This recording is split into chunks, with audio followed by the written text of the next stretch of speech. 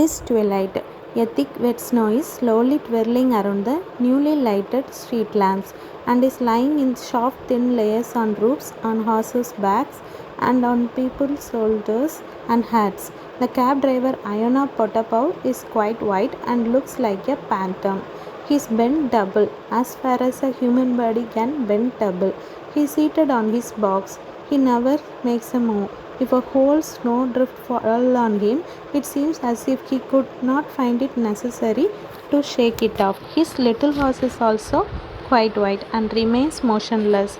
Its immobility, its angularity, and its straight wooden-looking legs, even close by, give it the appearance of gingerbread horse worth a kopeck.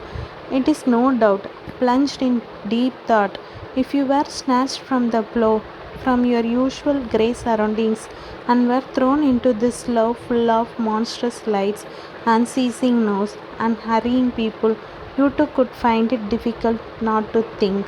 Iona and his little horse have not moved from their place for a long while. They have their yard before dinner, and up to now not a fare. The evening mist is descending over the town, the white lights of the lamps replacing brighter rays, and the hubbub of the street getting louder. Cabby for Viborg Way, suddenly hears Iona. Cabby! Iona jumps and through his snow-covered eyelashes sees an officer in a great coat, with his hood over his head. Viborg Way, the officer repeats. Are you asleep, huh? Viborg Way. With a nod of assent, Iona picks up the reins, and in consequence of which layers of snow slips off the horse's back and neck. The officer seats himself in the sleek. The cab driver smacks his lips to encourage his horse, stretches out his neck like a swan, sits up, and more from habit than necessity, brandishes his whip. The little horse also stretches its neck, bends its wooden-looking legs, and makes a move undecidedly. What are you doing, werewolf? Is the exclamation Iona hears from the dark mass moving to and fro as soon as they have started. Where the devil are you going? To the right. You don't know how to drive? Keep to the right, calls the officer angrily. A coachman from the private carriage swears at him. A passer-by who has run across the road and rubbed his shoulder against the horse's nose looks at him furiously as he sweeps the snow from his sleeve. Iona shifts about on his seat as if he were on needles, moves his elbows as if he were trying to keep his equilibrium, and gapes about like someone suffocating who doesn't understand why and wherefore he is there. What scoundrels they all are, jokes the officer. One could think they had all entered into the argument to jostle you or fall under your horse. Iona looks round at the officer and moves his lip. He evidently wants to say something, but the only sound that issues is the snuffle. What? Asks the officer. Iona twists his mouth into a smile and with an effort says hoarsely, My son, Barain died this week. What did he die of? Iona turns with his whole body towards his face and says, And who knows? They say high fever. He was 3 days in the hospital and then died. God's will be done. Turn around the devil's the sound from the darkness. Have you popped off, old doggy? Yeah. Use your eyes. Go on, says the officer.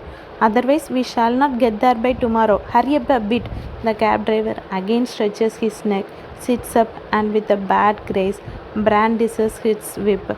Several times again, the turns to look at his face, but the latter has closed his eyes and apparently is not disposed to listen.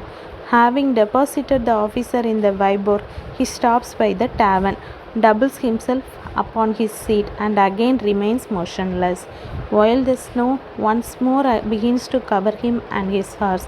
And an hour and another.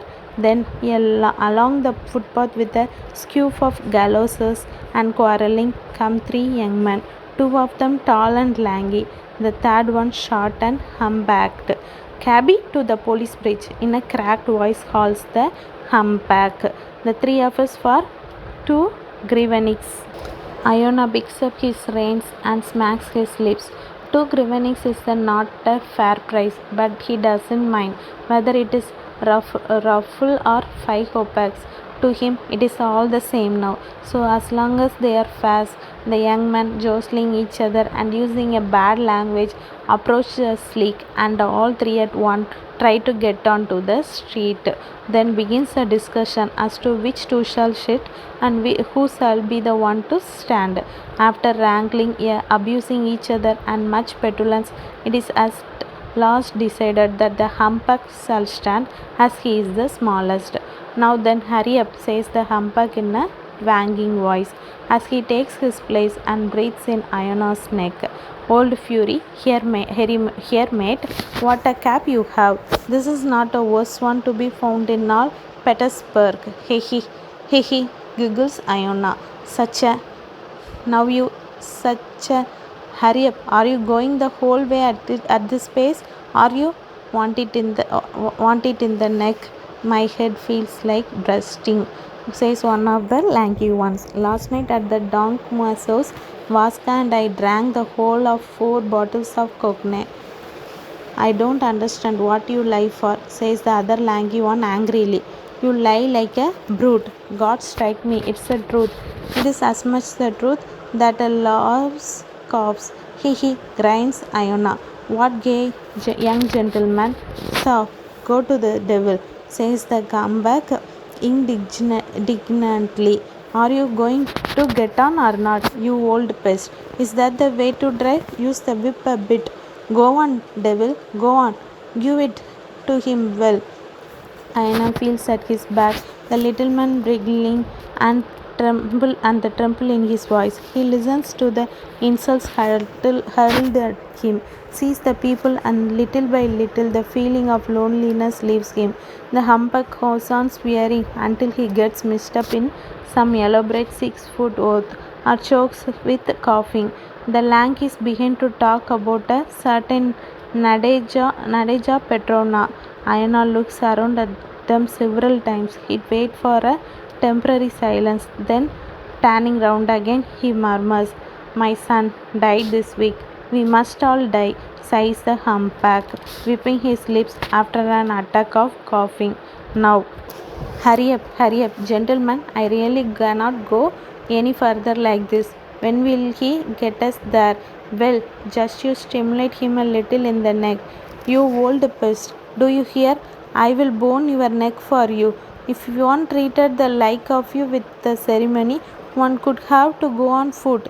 Do you hear, old serpent Gorinch? Or do you not care a spit? Iona hears rather than feels the blow they deal him. He laughs. They are gay young gentlemen. God bless them. Cabby, are you married? Asked the lanky one. I? He, gay young gentleman. Now I have only a wife and the moist ground. He, ho, that is to say, the grave. My son has died, and I am alive. A wonderful thing. Death mistook the door. Instead of coming to me, it went to my son. Iona turns round to tell them how his son died, but at this moment, the humpback, giving him a little shy, announces, Thank God, we have at last reached our destination, and Iona watches them disappear through the dark entrance. Once more, he is alone and again surrounded by silence. His grief, which has abated for a short while, returns and rends his heart with a greater force. With an anxious and hurried look, he searches among the crowds passing on either side of the street to find whether there may be just one person who will listen to him. But the crowds hurry by without noticing him or his trouble. Yet it is such an immense, illimitable grief. Should his heart break and the grief pour out, it could not flow over the whole earth, so it seems, and yet no one sees it. It has managed to conceal itself in such an insignificant cell that no one sees it even by day and with the light. Iona sees a hall porter with some sacking and decides to talk to him. Friend, what sort of time is it? He asked. Past 9. What are you standing here for? Move on. Ayana moves on a few steps, doubles himself up, and abandons himself to his grief. He sees it is useless to turn to people for help.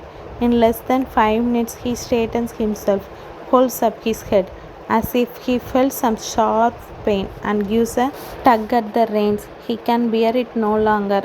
The stables, he thinks, and the little horse, as if it understands, starts off at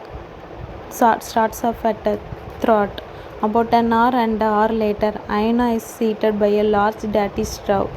Around the stove, on the floor, on the benches, people are snoring. The air is thick and suffocatingly hot. Aina looks at the sleeper, stretches himself, and regrets having returned so early.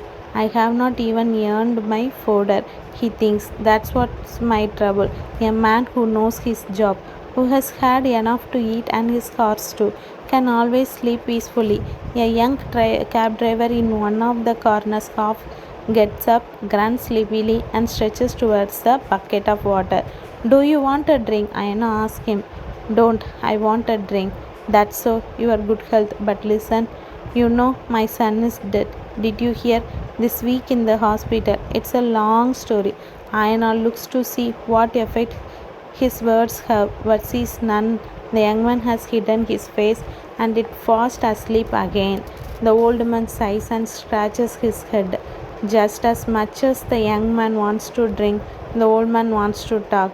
It will soon be a week since his son died, and he has not been able to speak about it properly to anyone. One must tell it slowly and carefully, how his son fell ill, how he suffered, what he said before he died, how he died. One must describe every detail of the funeral and the journey to the hospital to fetch the dead son's clothes. His daughter Anisha has remained in the village. No one must talk about her too. Is it nothing he has to tell? Surely a listener could gasp and sigh and sympathize with him. It is better to talk to a woman, although they are stupid. 2 words are enough to make them soft. I will go and look after my horse, thinks Ayana. There always time to sleep, no fear of that. He put on his coat and goes to the stable to his horse. He thinks of the corn, the hay, weather. When he is alone, he does not think about his son. He can speak about him to anyone, but to think of him and picture him to himself is unbearably painful. Are you tucking in? Ayana asks his horse, looking at its bright eyes. Go on, tuck in. Although we have not earned our corn, we can eat hay. Yes. I am too old to drive. My son could have, not I. He was a first-rate cab driver. If only he had lived. Ayana is silent for a moment, then continues. That's how it is, my old horse. There is no more Kuzma Ionich. He has left us to live, and he went off paw. Now let's say you had a foal. You were the foal's mother, and suddenly, let's say, the foal went and left you to live after him. It could be sad, couldn't it? The little heart munches, listens, and breathes over its master minds. Aina feelings are too much for him, and he tells the little horse the whole story. Thanks for listening.